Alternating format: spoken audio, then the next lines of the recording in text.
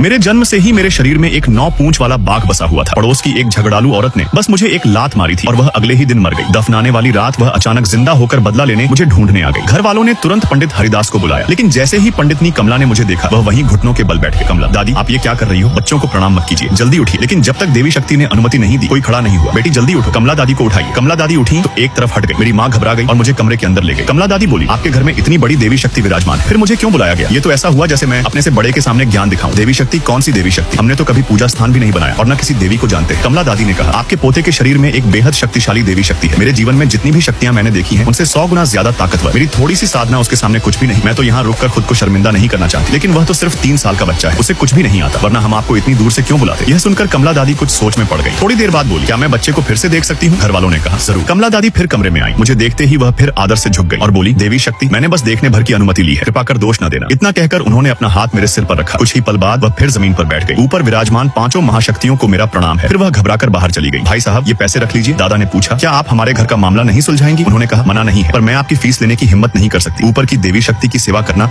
मेरे कई जन्मों का सौभाग्य है, मैं पैसे कैसे लूं? बाद में दादा के बहुत पूछने पर उन्होंने सच्चाई बताई। तभी घर वालों को समझ आया कि मेरे जन्म के समय क्यों नेवले और लोमड़ियां हमारे आंगन में सिर झुकाती थी। फिर दादा ने बताया, मेरा और मंगतराम की बहू का पुराना रिश्ता था। जिस लाश को नेवले काट लेते हैं उसमें जल्दी भयानक परिवर्तन होता है। 7वें दिन के बाद वह बहुत खतरनाक बन जाती है और पूरे परिवार को मार सकती है। ये सुनते ही घर वाले कांप गए। कमला दादी बोली, डरने की जरूरत नहीं है, अगर 7वां दिन आने से पहले उसे खत्म कर दिया जाए तो वह शव राक्षस नहीं बनेगी। हर रात मंगतराम की बहू खिड़की पर दस्तक देती थी। कमला दादी घर में ही रुक गई ताकि रात को आते ही उसका अंत कर सके। उन्होंने मेरे पिता से कुछ सामान मंगवाया, एक पूरा जवान काला कुत्ता, 3 बड़े मुर्गे जो कम से कम 3 साल पाले गए हों और मेरे लिए एक जानवरों की खाल से बनी पोशाक। लेकिन कई दिन बीत गए, वह नहीं आई। 7वीं रात दादा ने अपनी बचपन से संभाल कर रखी लोहे की बड़ी तलवार निकाल ली। उसमें भरी हिंसक ऊर्जा से आम भूत भी कांप जाते हैं। धीरे धीरे अचानक आसमान काला पड़ गया। आंगन में तेज हवा चलने लगी। उसी समय पूरे गांव के कुत्ते पागलों की तरह भौंकने लगे और हमारे घर के बाहर नेवले और लोमड़ियों की भीड़ जमा हो गई। तभी आंगन के बाहर से कदमों की आहट सुनाई दी और हवा में गहरी बैंगनी बदबू फैल गई। वह आ चुका था।